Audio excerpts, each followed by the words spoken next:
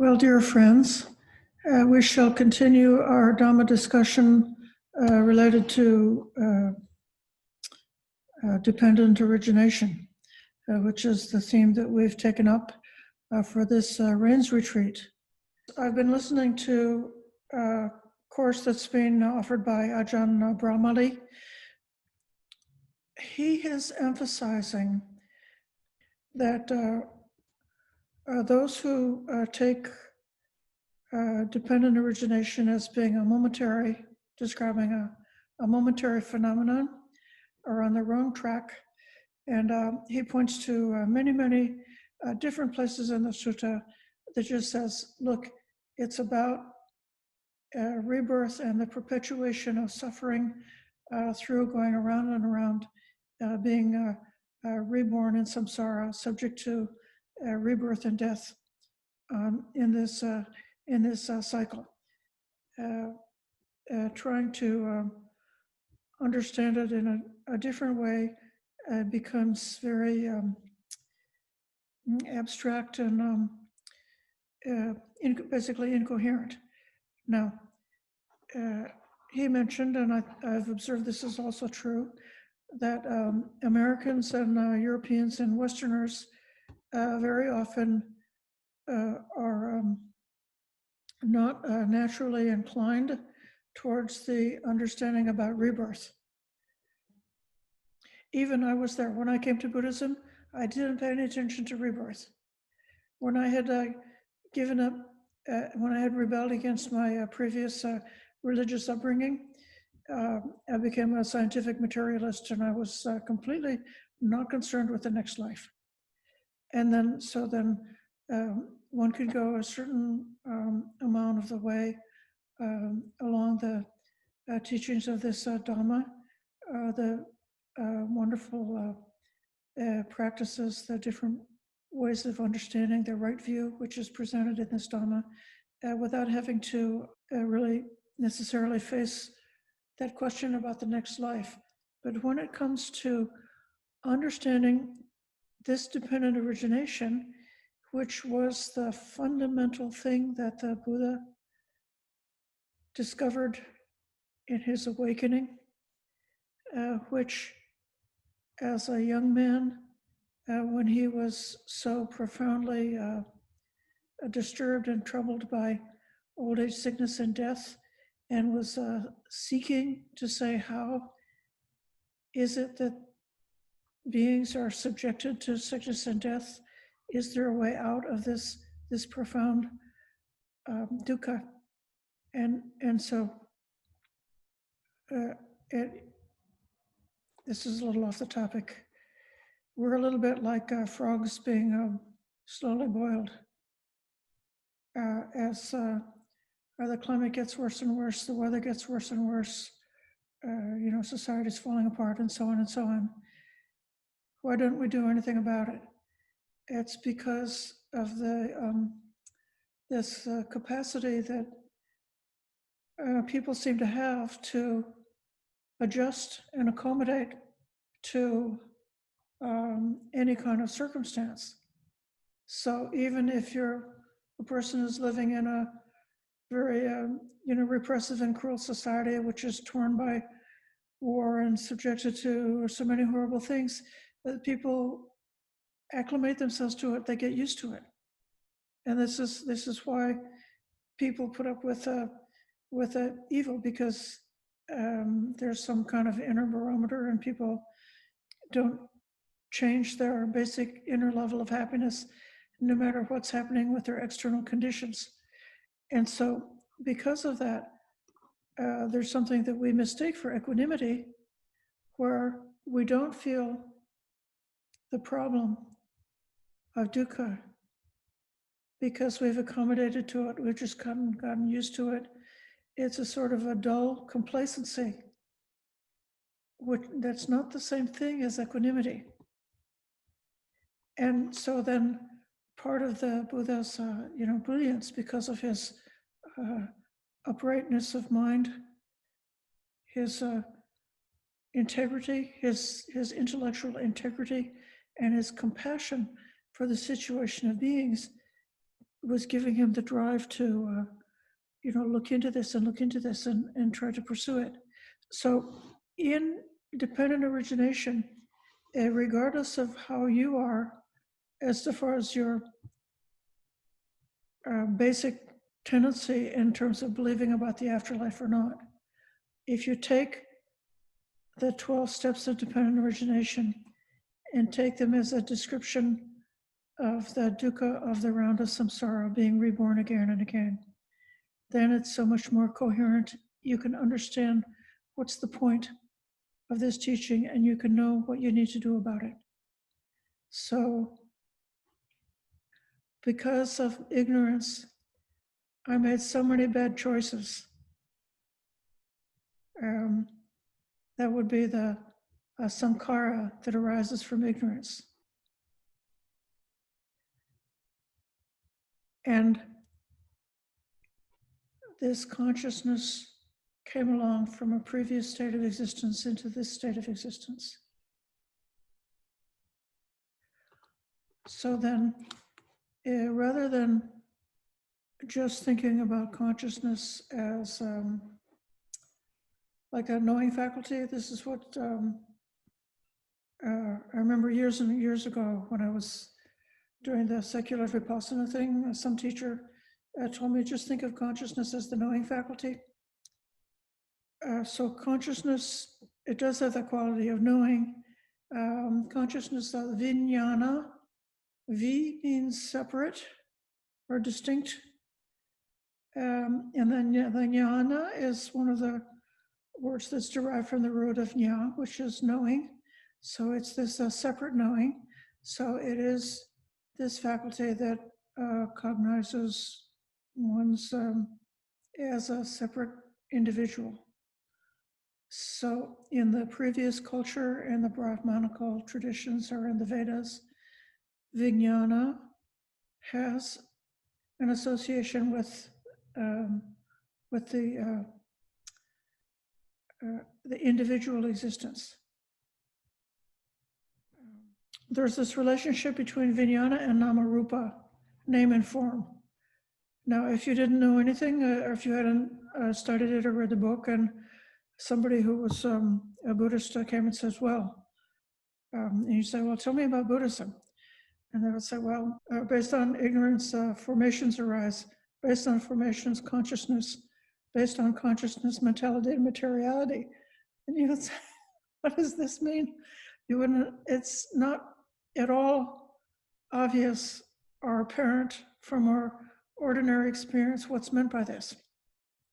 But in the context of the previous religion traditions, the Brahmanical traditions, there was this idea, this consciousness is kind of associated with the Atman, this primordial consciousness, this pure, blissful, unchanging, universal consciousness. And then Namarupa is associated in the Vedas with the arising of an individual. So then an individual being. Their goal is to be reunited with this universal blissful Atman. And the idea is that the Namarupa, the name and form, the individuality, will disappear when one is merged back with the Atman. And so then the Buddha in his teaching was in a kind of a dialogue with his spiritual tradition. And what he discovered and what he taught was, no, actually, the consciousness or the viññāṇa and the namarupa, that's the mentality and materiality, the mental and material factors that comprise an individual, those are inextricably interconnected and bound up with each other. You cannot throw away the namarupa and still have this pure viññāṇa as a separate thing. I heard another talk recently. See, I'm going on listening to talks. Bhante Gunaratana was trying to explain how the viññāṇa and the Namarupa are connected. And what he was saying is, the Nama is the mentality, which is described as feeling, perception, and chaitana, which could be thoughts. Form is the four great elements of the earth, air, fire, water. Was actually the consciousness is not able to distinguish any of the form elements without naming them. You have to have a name. This is earth and this is water before you can distinguish earth from water. And even with the elements of mentality, in order to distinguish between this, I'm having a feeling and now I'm having a perception. If you didn't have those concepts, you wouldn't be able to make that distinction. You wouldn't be able to cognize those things separately. And so the consciousness is sort of like in a cage. Here's Nama and here's Rupa, and the consciousness is caught within them, bouncing back and forth between Nama and Rupa, and not able to escape. It says in one of the suttas that the consciousness is not able to go beyond Nama Rupa. So in this way, the consciousness say it is something to do with the knowing faculty, but it's the knowing faculty that is carrying our experience as an individual from life to life. And that's conditioned by the sankhara, the factor of intention that we were talking about last week. Because what you intend or plan, what you have underlying tendencies for, becomes a support for the continuation of consciousness. When this support exists, consciousness becomes established. The consciousness is established and connected to the name and form. When consciousness is established and grows, there is rebirth into a new state of existence in the future. And so from the new state of existence comes old age and death, sorrow, lamentation, pain, sadness, and distress. Likewise, even if you don't intend or plan, but still have underlying tendencies, even the underlying tendencies are the support for the continuation of consciousness. This makes me look back on, the vast history of our species, even going back to the Neolithic age and before that into the earliest humans, to the invention of agriculture, to when the traditions or the spiritual aspirations of humans was not manifested and expressed in any of the same kind of terms or terminology that we have now, and yet there were ceremonies to honor the dead and to bury the dead, and there were rituals around that. And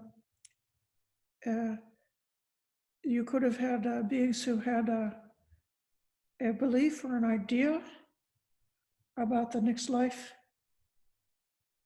and so then their consciousness would be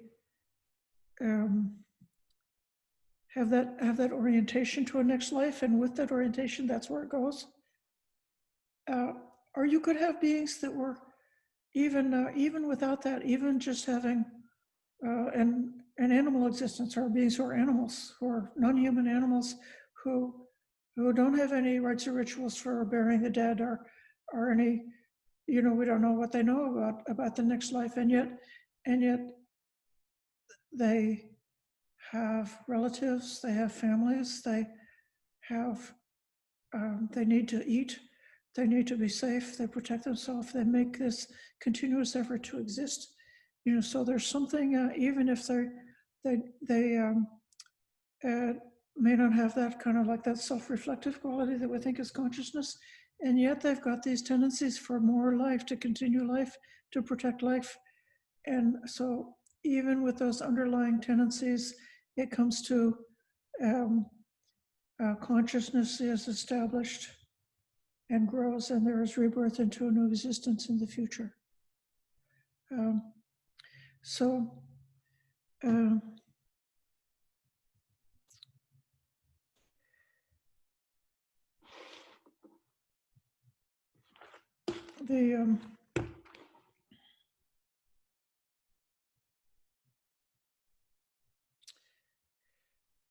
I think there's an idea, which is not a Buddhist idea, that like the consciousness can become dirty. And, like if it's dirty, that keeps us going on to a bad realm. And so we're trying to purify the consciousness and make it clean.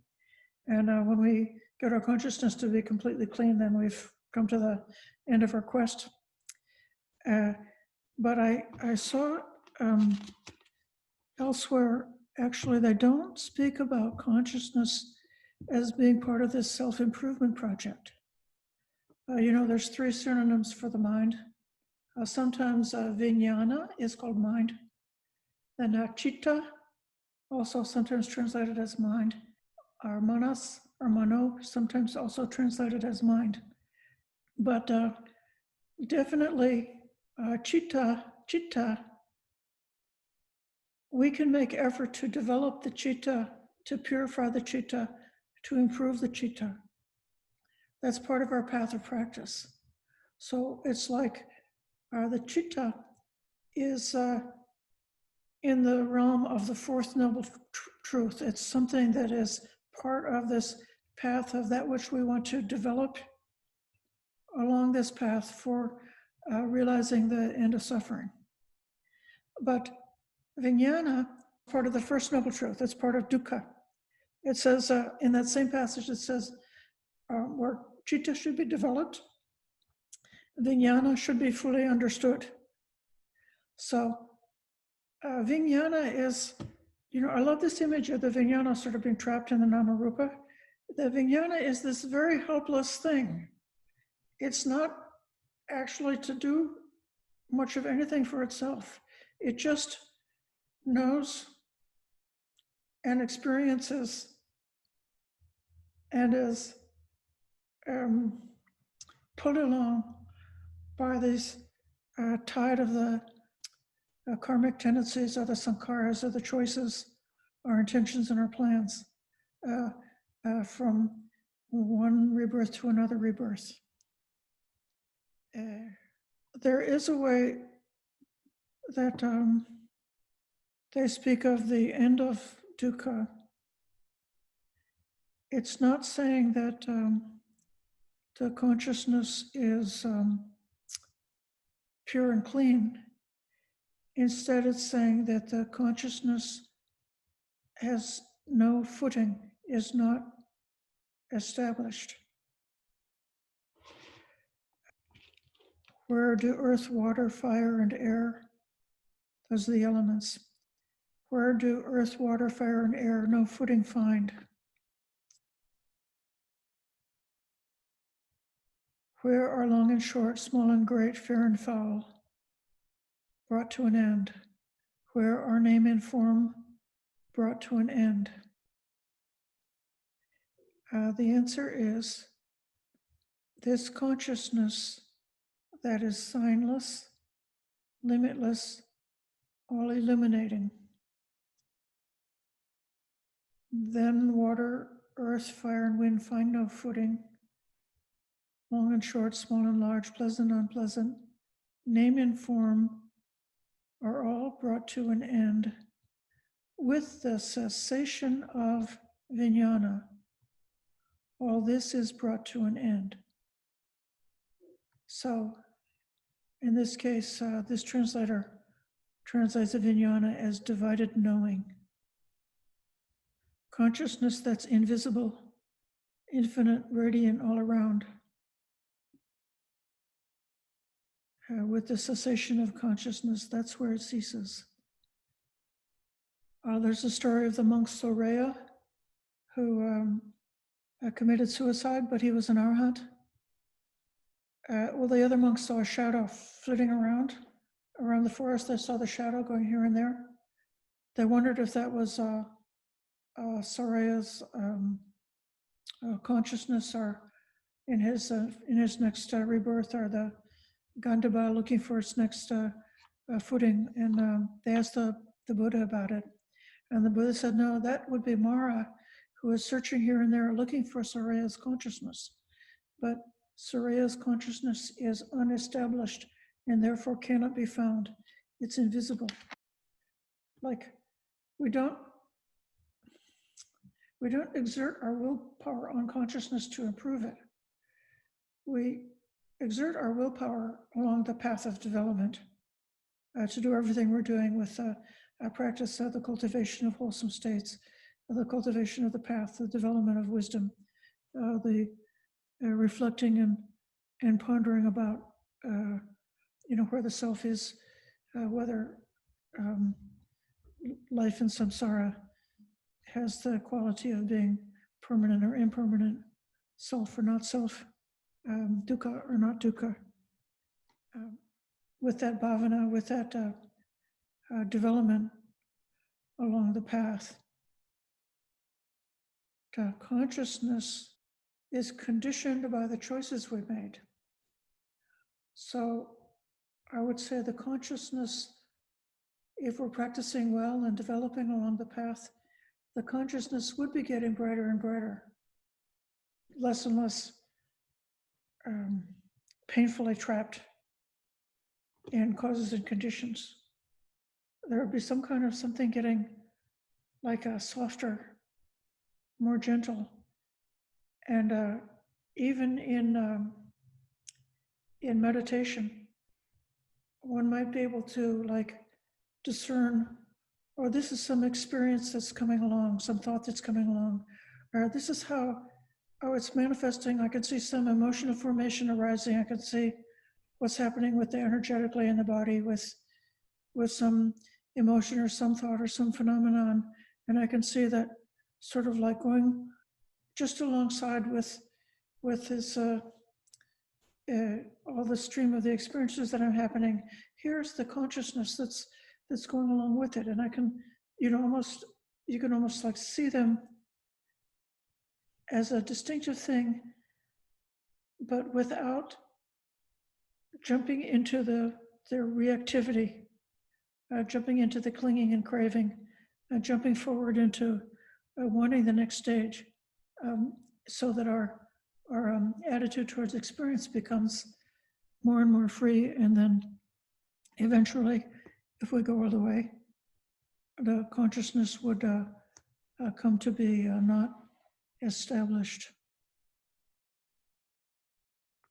And then it would be the end of our journey. We just have one more rest of our life to go to be carrying on with the burden of this name and form. So this is my reflection for this evening, and I welcome your comments or questions.